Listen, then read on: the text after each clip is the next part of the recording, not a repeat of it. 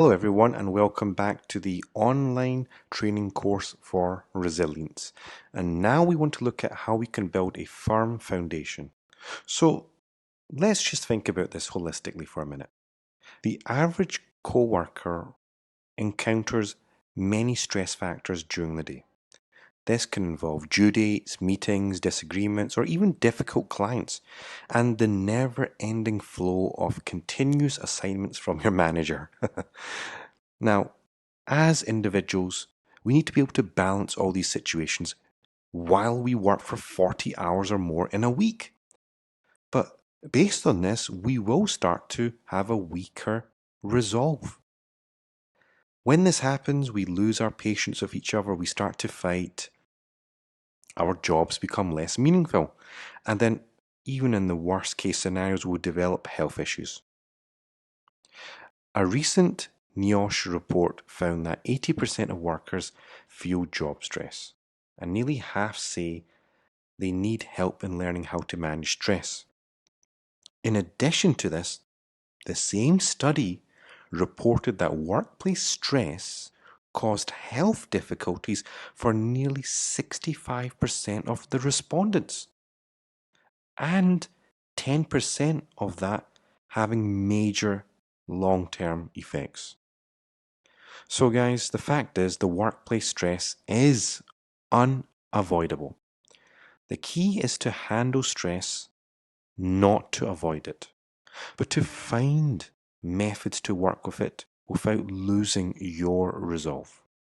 This course is designed to give yourself the tools you need to identify workplace stress factors, end the self-deprecating talk that you do to yourselves on a continuous basis, and build communication workplace practices, structures, formats that allow you to calmly deal with that change.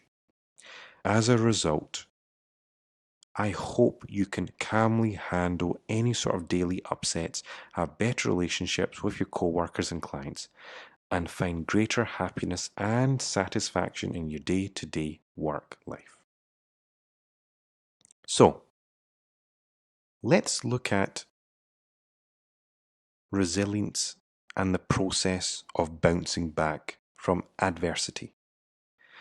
Now, having resilience doesn't mean you can prevent adversity, but that you can immediately bounce back from difficult circumstances and experiences. But in today's workplace, you will encounter challenges every day. The good news is that resilience is not extraordinary or unattainable. Everyone can learn how to build resilience. The analogy we're going to use today is building a quake-proof life. Science and technology have made great strides in developing designs for earthquake-proof buildings. To put it simply, a structure will have much greater chance of withstanding an earthquake if it is built with firm pillars set deep into the ground and then allowed to flex and sway with the shaking of an earthquake. So firm and flexible is the key. We'll look at where we want to be firm and how you want to be flexible when faced with events that will shake you.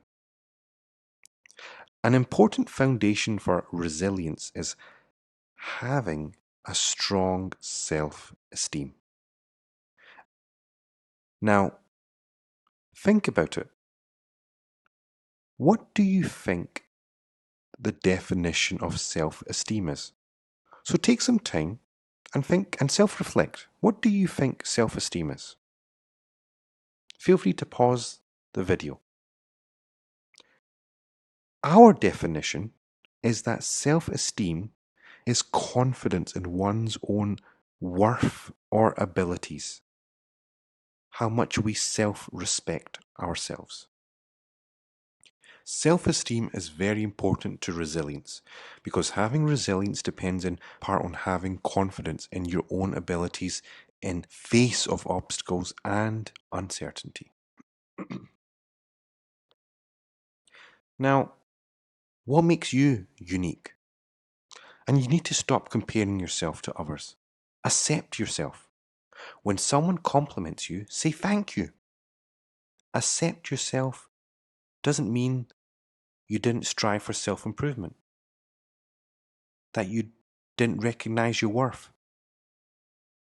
What we're saying here is simply you have everything that it takes to build the resilience, but you need to take the necessary steps to build it.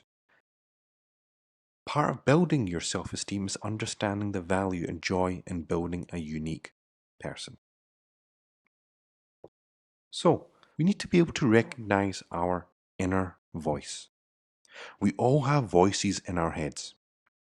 If your voices are negative, it will be more difficult for you to build and maintain your self-confidence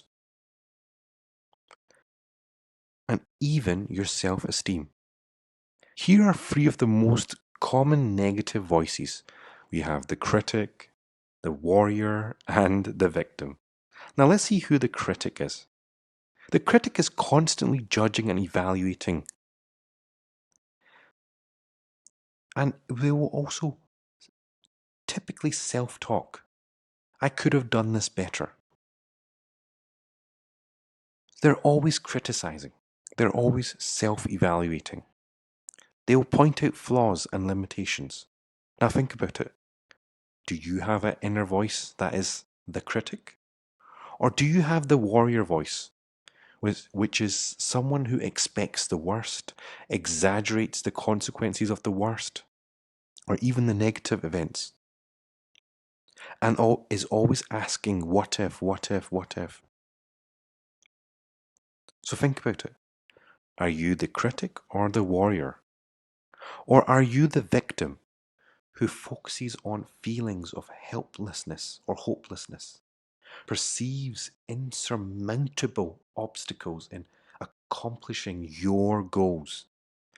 Typical self-talk, I'll never be able to. So who are you? Are you the victim, the warrior, or the critic? And guys, thank you so much for watching, and I'll see you in the next video.